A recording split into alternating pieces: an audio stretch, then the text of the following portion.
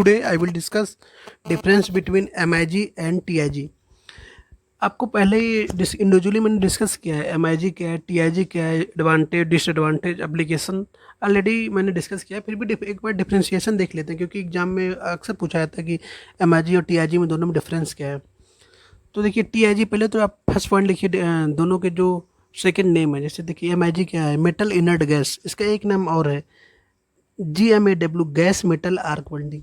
Same ऐसे TIG में tungsten inert gas, gas tungsten arc welding, short form इसको GTAW भी बोलते हैं। पहले डायग्राम देखते हैं दोनों में डिफरेंस क्या है। देखिए डायग्राम का सेटअप सब कुछ सेम है, यहाँ पे भी हम इलेक्ट्रोड यूज करते हैं, बेयर कोडेड, दोनों में डिफरेंस बेसिकली ये है इलेक्ट्रोड।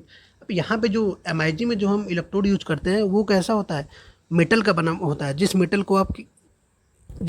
को आप बिल्ड करते हैं उसी का मेटल का ही इलेक्ट्रोड बनाता है, जो कि वायर फॉर्म में होता है। ये बेयर कोटेड इलेक्ट्रोड होता है, मीन्स बेयर केवल इलेक्ट्रोड, ये कोटेड इलेक्ट्रोड नहीं होता, क्योंकि हम अलग से फ्लक्स यूज कर रहे हैं।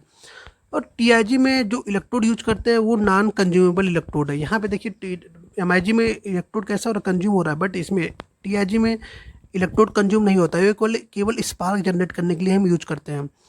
इन दोनों में ही हम इनर्ट गैसेस यूज करते हैं, जो कि सील्ड प्रोवाइड करवाते हैं, इसलिए हम इसको सील्ड टंगस्टन आर्क वेल्डिंग बोलते हैं। इसको सेम यहाँ पे भी सील्ड मेटल आर्क वेल्डिंग बोलते हैं।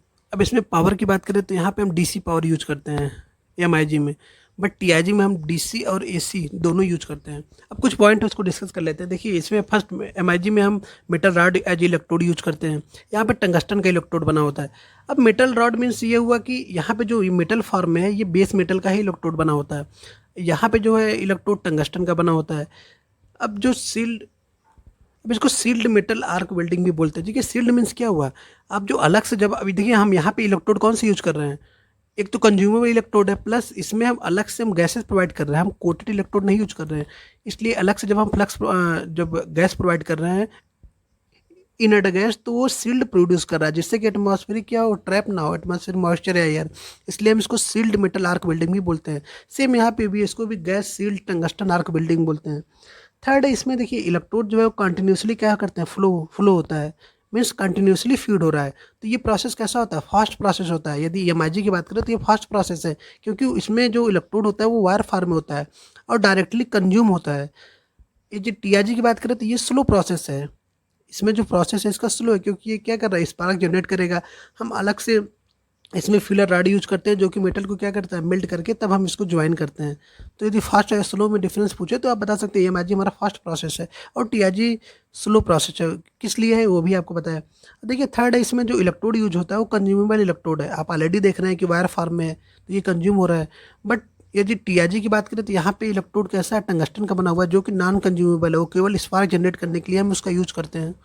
यदि करंट पूछे कि जनरली हम कौन सा यूज करते हैं, तो आप बता सकते हैं कि MIG हम जनरली DC यूज करते हैं with reverse polarity, means DCRP हम जनरली यूज करते हैं किसमें, MIG में। वही TIG की बात पूछे तो इसमें हम बोथ AC और DC दोनों यूज करते हैं, लेकिन जनरली हम DCSP direct current straight polarity use करते हैं। देखिए जहाँ भी स्ट्रेट पोलैरिटी यूज होता है मीन्स वर्कपीस कैसा होता है आपका पॉजिटिव टर्मिनल, तो यहाँ पे हीट का एक्सेस ज़्यादा होता है। यही कारण है कि इस वेल्डिंग का हम यूज वहाँ पे करते हैं। जैसे टाइटेनियम, कुछ मटेरियल जो बहुत हार्ड है, लेकिन जो थिकनेस कैसा होना चाहिए, यदि स्मॉल थिकनेस है मीन्स थिकनेस उसका 5 mm से कम है, तो TIG बिल्डिंग बहुत ही प्रिसाइज बिल्डिंग है। इसलिए हम उसको जैसे जो हार्ड सरफेस है उसको हम इजीली से TIG से कर सकते हैं, लेकिन लिमिटेशन ये है कि 5 mm से जो थिकनेस है लेस देन 6 mm होना चाहिए। अब देखिए नेक्स्ट पॉइंट है कि जो इसमें जो थिकनेस है MIG बिल्डिंग से, ये थिकनेस अप टू 40 mm तक थिकनेस हम क्या कर सकते हैं, इससे बिल्डिंग कर सकते हैं। यदि TIG की बात करें तो ये लिमिटेशन है, ये अप टू द 5 mm, केवल 5 mm तक ही हम इसकी बिल्डिंग कर सकते हैं। अब नेक्स्ट पॉइंट है कि देखिए इसमें जो स्लैग है, दोनों में स्लैग प्रोड्यूस नहीं होता है, न TIG में भी MIG, दोनों बिल्डिंग में हम स्लैग जैसे बिल्डिंग करने, जैसे दो कंपोनेंट आपने ज्वाइन किया तो यहाँ पे कुछ स्लैग्स जनरेट होते हैं, जिसको हम हैमर से स्ट्राइक करके निकाल देते हैं। इन दोनों ही केस में ऐसा कुछ जनरेट नहीं होता है। नेक्स्ट पॉइंट है कि जो TIG बिल्डिंग है ये वर्सटाइल बिल्डिंग है, मीन्स कई कंपोनेंट को क्या कर सकते हैं,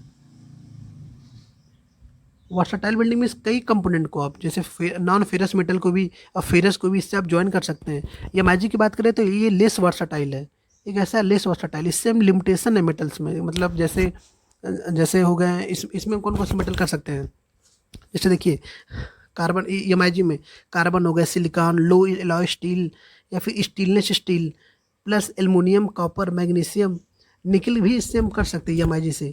अब टीआईजी की बात करें तो यहाँ पे थोड़ा सा प्रिसाइज आता है, जैसे एल्युमिनियम, मैग्नीशियम, निकल के जो एलॉय है इनकोनल या मोनल, और जो हाई टेम्परेचर और हार्ड सरफेस है जैसे जिरकोनियम हो गया या फिर टाइटेनियम, इसको भी हम टीआईजी से ईजिली कर सकते हैं। और यदि प्रिसाइज की बोले तो कौन सा मेथड ज़्यादा प्रिसाइज है? प्रिसाइज मीन्स बिल्ड क्वालिटी जो है बहुत ही कम हीट अफेक्टेड जोन में मैक्सिमम आउटपुट दे दे, तो वो टीआईजी की बेस्ट है। ये बहुत ही प्रिसाइज बिल्डिंग है। इसका जो जैसे दो कंपोनेंट आपको ज्वाइन करना है तो ये हीट अफेक्टेड जोन बहुत कम होता है, जिससे कि सरफेस का डिस्टोर्शन बहुत कम होता है टीआईजी में। और यही एमआईजी की बात करें तो यहाँ पे सरफेस का डिस्टोर्शन ज़्यादा होता है। सपोज ये कंपोनेंट ज्वाइन करना है तो इतना मेटल मीन ज़्यादा मेटल तक ये क्या होता है, डिस्टोर्टेड करता है सरफेस को। और टीआईजी के केस में ये प्रिसाइज बिल्डिंग है। अब इसके एप्लीकेशन में यदि इंडस्ट्री की बात करें तो जो एमआईजी है जनरली टूल स्टील, जहाँ पे टूल स्टील मैन्युफैक्चरिंग होता है, जैसे टूल स्टील, डाई की वेल्डिंग के लिए, रेफ्रिजरेटर के जो पार्ट्स होते हैं, रेफ्रिजरेटर के जो पार्ट्स हैं, इन सब के लिए यहाँ पे एमआईजी वेल्डिंग का यूज कर सकते हैं। और जहाँ पे सरफेस की थिकनेस भी ज़्यादा हो वहाँ पे भी एमआईजी की वेल्डिंग ईजिली हम कर सकते हैं। ये सेमी ऑपरेटेड वेल्डिंग भी होता है, मीन्स कहीं से इसमें वर्क जो होता है वो ऑटोमेटिक होते हैं। बात है एमआईजी बिल्डिंग टीआईजी बिल्डिंग का एप्लीकेशन कहाँ पे, ये वहाँ पे कर सकते हैं जहाँ पे थिन सेक्शन हो। सेक्शन कैसा थिन हो, जैसे सीट मेटल की बिल्डिंग के लिए बहुत ही ईजिली हम इसको टीआईजी यूज करते हैं। और कुछ रॉकेट्स वगैरह के जो पार्ट्स होते हैं उसके पार्ट्स को ज्वाइन करने के लिए, या फिर सर्किट्स वगैरह की जो हार्ड जैसे कोई कंपोनेंट इलेक्ट्रिक कोई कंपोनेंट वगैरह हो उसके जो हार्ड सरफेस हो, वहाँ पे भी हम टीआईजी का यूज करते हैं।